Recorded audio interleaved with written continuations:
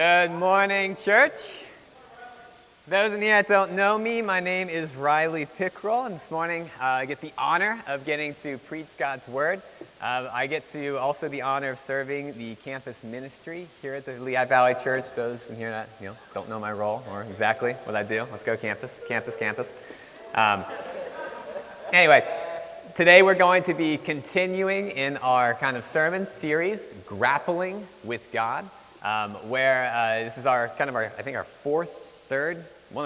fourth lesson into this series where we're going through the whole Bible and we're looking at these characters and heroes of the faith who essentially have moments where they wrestle with God, with what God is doing and what this says about him or what he's calling them to do, and that's hard.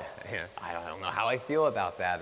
And that God, from the beginning of Israel to now, is a God that actually wants us to wrestle with him when we don't have all the answers, when we doubt, to enter into grappling matches with him.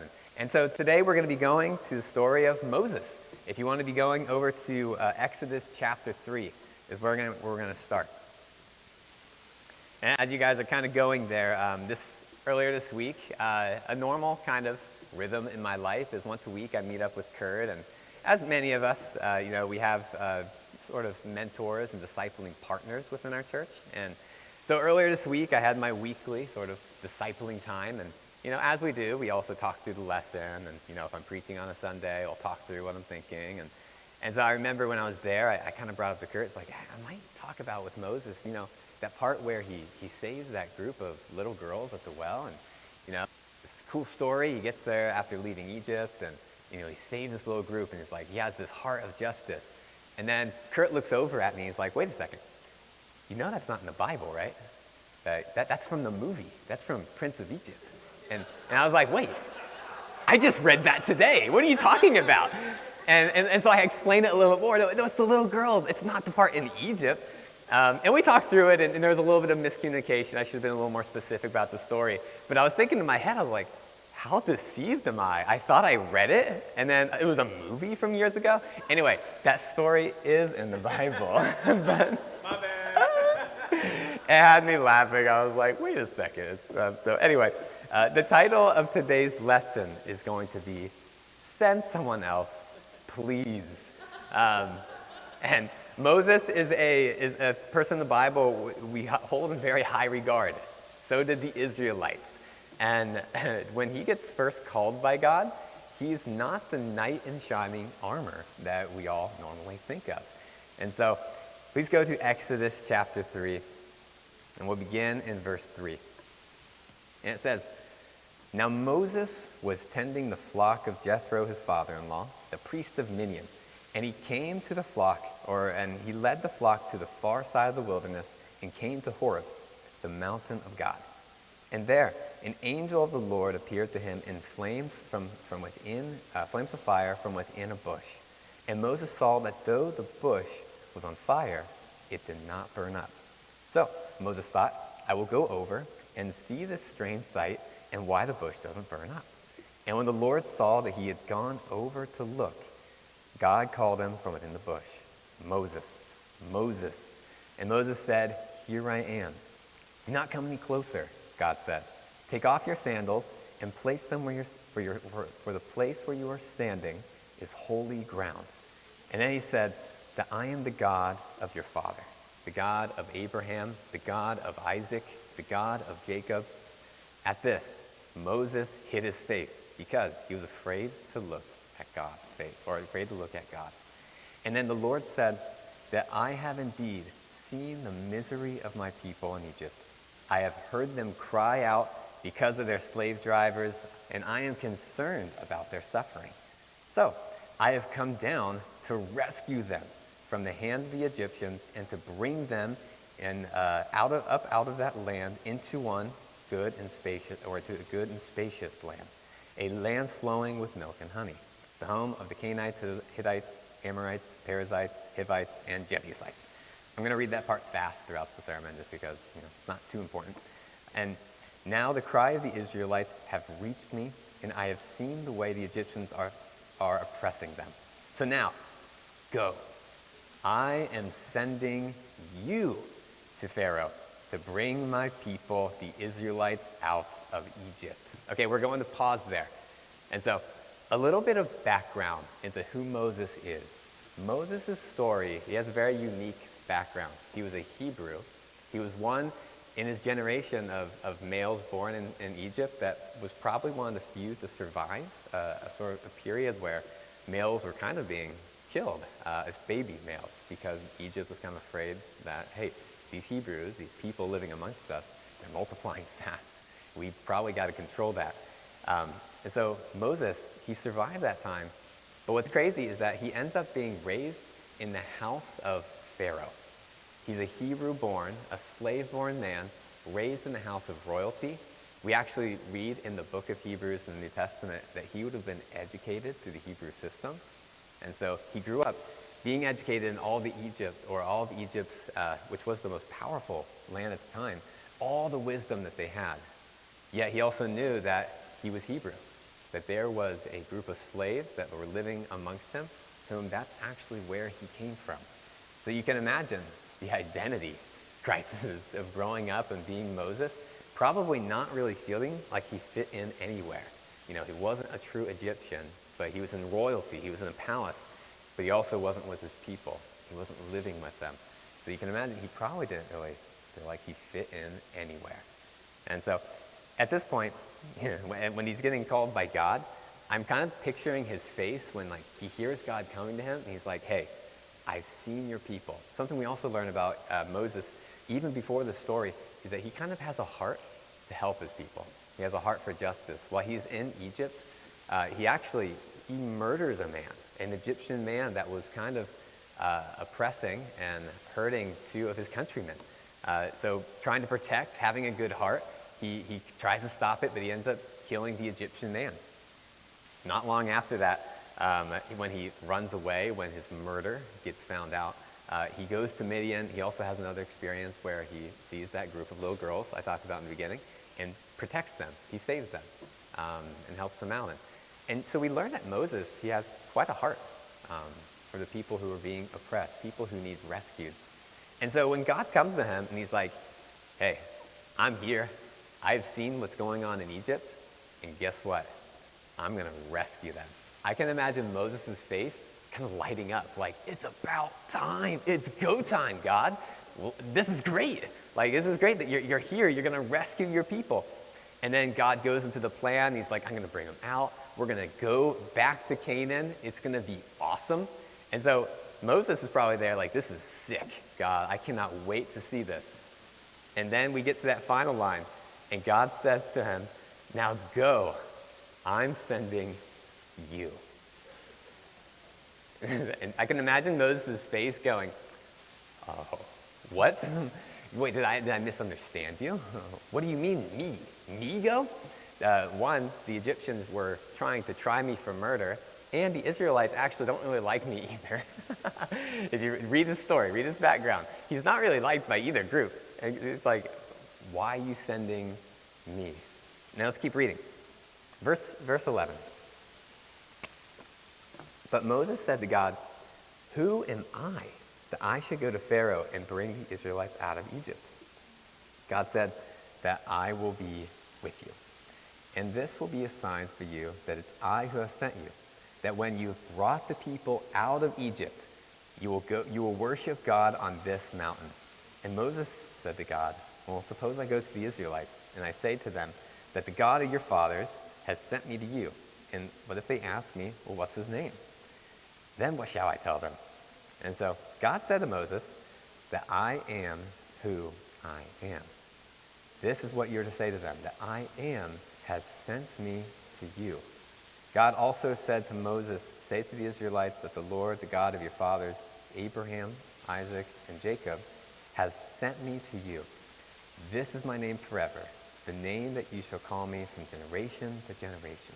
So go, assemble the elders and say to them that the Lord, the God of your fathers, the God of Abraham, Isaac, and Jacob, appeared to me and said that I've watched you and have seen what has been done to you in Egypt. And I have promised to bring you up out of the misery of Egypt into the land of the Canaanites, Hittites, Amorites, Perizzites, Hivites, Jebusites, a land flowing with milk and honey. The elders will listen to you. Then you and the elders will go to the king of Egypt and say, the Lord, the God of the Hebrews, has met with us. Let us take a 3-day journey into the wilderness to offer sacrifices to the Lord our God. But I know that the king of Egypt will not let you go unless my mighty hand compels him. So I will stretch out my hand and strike the Egyptians with all the wonders and I will perform among them. After that, he will let you go, and I will make the Egyptians favorably disposed toward this people, so that when you leave, you'll not go empty-handed. Every woman is to ask her neighbor, any woman living in her house, for articles of silver and gold and for clothing, which you will put on your sons and daughters, and so you will plunder the Egyptians. And so with this part, let's pause. This is kind of when the wrestling match here with Moses' call, this God comes to him within a bush, within this amazing sight, but Moses is kind of wrestling with this a little bit. He's like, well, wait a second. Who am I that I should do this? What am I supposed to say? What if they ask me a question that I don't know the answer to? And you kind of get the answer from God to this first sort of wrestling. He's like, well, what's your name? Like, what do I actually say to them? And he gets this awesome, this classic, I am. And there's kind of a few ways that you can read this. On one end of, scholarly or interpretation of that verse, when God says I am, one thing you have to remember about this time, this is a multi-God culture, that it would have been extremely foreign to these people living in the time for there to be one God. And so this is there's many gods. So when he says this to him, when he says that I am, most people would expect, well, I am the God of the Nile. I'm the God of fertility. I am the God of this certain aspect of nature or this storm or of war. And what God says is that I am the God, period. That's it. I'm just the God. This would have been a highly hard thing to kind of grasp. And dangerous. Nobody at the time believed that there would have been one God. That would have been too much. And so you can imagine Moses, as he's hearing this, he's like, this is who I'll be. I am the God. It would have probably struck him with great awe. And that's one side when you hear I am. That's one side you can read it. There's also a way when God says that I am who I am, you can also translate that I will be who I will be, which one way of understanding that is that he's saying to Moses, hey, all the things that you're about to see me do amongst you, they're about to teach you who I am. I will be who I will be. So what I will be among you, when you see the wonders, when you see the signs, these promises that get fulfilled, you'll begin to learn really who I am. God is not truly captured by just one name or by one entity, but he's best explained, best understood when his faithfulness comes through. That's kind of what he's saying to Moses here. And God kind of is really helpful here to Moses. He tells Moses everything. He says, hey, when you go to your elders, they will listen to you. Like, it's not at all a guessing game. They're going to listen. And then he says, when you go to when you go to the king of Egypt first, guess what? He's not going to listen. In fact, things will probably get worse when you go there. Pharaoh won't listen, but God says, I will compel him to. I'm going to make it so. He actually gives the kind of phrase there. I'm going to make the Egyptians favorably disposed to you guys. What God is kind of saying is that when all is said and done, when this rescue mission unfolds, that the Egyptians are going to want you gone. Like, they're not going to want you there anymore. They're going to say, get out. Like, this, we don't want you here. And this is the kind of promises. God kind of goes, he meets Moses where he is. He helps him out. He gives him answers he needs. Not everything. God doesn't give him all the answers, but he gives him a rough outline. Hey, you're going to be here. And he gives him the promise, guess what? I'm going to be with you. You're not doing this by yourself. You're going to have my presence alongside you every step of the way. Let's keep reading. Let's go into Exodus 4, because Moses is still wrestling. Exodus 4, verse 1. Moses answered, what if they don't believe me or listen to what I say? The Lord didn't appear to you. Or they say, the Lord didn't appear to you. Then the Lord said to him, what's in your hand? "A staff," he replied. And the Lord said, "Throw it on the ground." So Moses threw it on the ground, and it became a snake, and he ran from it. And then the Lord said to him, "Reach out your hand and take it by the tail." So Moses reached out his hand, he took the snake, and it turned back into a staff in his hand. "This," said the Lord, "is so that they may believe that the Lord, the God of their fathers, Abraham, Isaac, and Jacob, have appeared to you." Then the Lord said, "Put your hand inside your cloak." So Moses put his hand in his cloak. And when he took it out, the skin was leprous and had become white as snow. "Now put it back in your cloak," he said. So Moses put his hand back in his cloak, and when he took it out, it was restored, like the rest of his flesh. Then the Lord said that if they do not believe you or pay attention to the first, may they believe the second. But if they do not believe these two signs and listen to you, take some water from the Nile, pour it on the ground. The water you take from the Nile will become blood on the ground. And so let's pause there. Moses is given kind of these three miraculous signs, all with kind of meaning. The whole snake, sort of in the staff thing, a snake was a very royal animal. It was something that actually the king of Egypt, he would have had a snake on his crown. What he wore would have been kind of covered with images of snakes. And so what that sign's kind of saying is that this God, this one that is sending Moses, he has power far beyond the most royal, godlike figure of the time. Pharaoh would have been a god to these people. He would have been someone with immense power. And that power is basically capturable in the hand of a shepherd because of the God who's with that shepherd. It's pretty darn cool. That second one, where you get the leprous hand, so a kind of a sickly hand, would have been a kind of a sign that, hey, this God that is with Moses, he's got the power of life, death, healing. He can heal. He can give. He's got power beyond anything has ever seen. And then the third one with the Nile. The water from the Nile. The Nile would have been the life, kind of like the main artery of Egypt. Like all life, all economy in Egypt was based around the Nile. So knowing you can control this very thing that gives life to the people, that this God was immensely powerful. And so let's keep reading. He gives them these three great signs. Verse 10, and Moses said to the Lord, "Pardon your servant. Lord, I've never been eloquent, neither in the past nor since you have spoken to your servant. I am slow in speech." And the Lord said to him, "Who gave human beings their mouths? Or who makes them deaf or mute? Who gives sight and makes them blind? Is it not I, the Lord? Now go. I will help you speak and will teach you what to say." Verse 13. But Moses said, "Pardon your servant, Lord. Please send somebody else." Then the Lord's anger burned against Moses, and he said, "What about your brother Aaron, the Levite? I know he can speak well. He's already on his way to meet you, and he will be glad to see you. You shall speak to him and put words in his mouth, and I will help you both speak and will teach you what to say. He will speak to the people for you, and it will be as if he were your mouth and as if you were the God to him.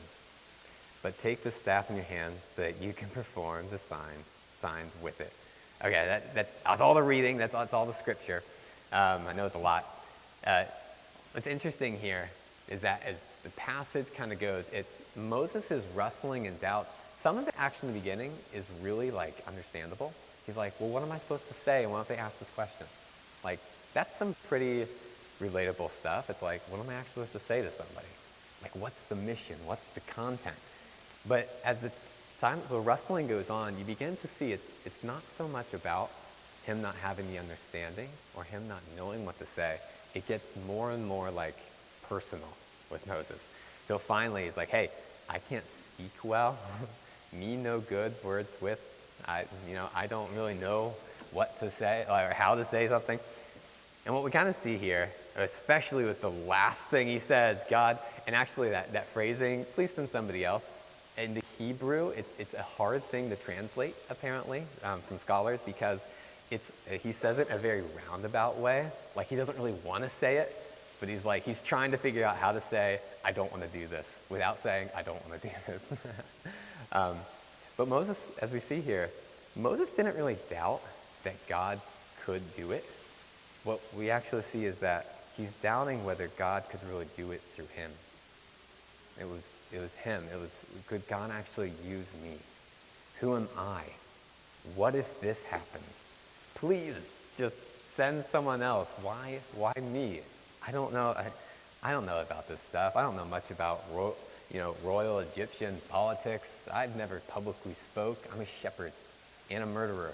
I've got literal skeletons in my closet. Why are you asking me? And God, what I love about this passage is that God here, he doesn't just say to him, do all this stuff because I said so. Because I said it. Because I am God. Go and do this thing. He actually sticks with Moses through each one of his insecurities and his feelings of unworthiness. He stays in it with him. He gives him answers. He gives him signs. He doesn't give him everything. Like, there's a lot, if you read the rest of Moses' story, Moses has a long journey ahead of him. God doesn't give him everything, but he gives him everything he needs. But most importantly, he stays, he affirms, and he listens to Moses at each step. That's the kind of God. And that God has stayed the same all through the Bible, even to now. This is the God we serve today. One that sticks with us when we know he's powerful. But can he really do it through me? Through my mess? Through my insecurities? And I love how God doesn't just disqualify Moses. Is there any Office fans in here? People who love that show? It's a great, hilarious scene. Office, Michael is a manager of a company. He invites a friend of his named Dwight to go see a condo in one episode. And Dwight has like Michael has like an existential crisis. He's like, can I afford this condo? Hilarious episode. But at the end, he tells Dwight, hey, would you room in a room and pay me rent every month? Because he's trying to figure out ways how to pay for the condo. And then Dwight has like every question under the sun. And he would say, query, what is this? What is it? And so, but you can tell as the episode that Michael is just getting more and more frustrated with every query. So finally, Dwight says to him, hey, where am I going to put my terrarium? And he's like, what's a terrarium? Well, it's an aquarium, but for snakes and lizards. That will not come in here. Michael, what if this? And eventually Michael just goes, game over, offer revoked, you can't stay here. God doesn't do that with us. We can have all the rustlings through the doubt and the unworthiness. God doesn't just end it. He stays with us, and he walks with us through it. There's no doubting that what God could do, but whether God could really do it through us. That is incredibly relatable. I know I wrestle through that all the time. I wrestle through, am I really the right person? Even with leading and kind of answering God's call to be in leadership. Man, if you guys would have known me when I was like in Cincinnati, before I moved out here, my first year of being a Christian, I'll tell you what, I was not the same person. I was frustrating everybody I was talking with. And God forms you over time, but man, it is just not about how you feel and how unworthy you feel, because God sticks with you anyway. It's what I think are some relatable things. I think the who am I, like when Moses says that, I feel like who am I syndrome is extremely relatable. We constantly ask, is this God that calls me something bigger? Am I truly the right person? Who am I to lead a Bible study when I myself am struggling with self-control, with humility, with sexual purity, having my own consistent times with God? I mean, who am I to study the Bible with somebody? Come on. Or who am I to pray for someone when I don't pray regularly?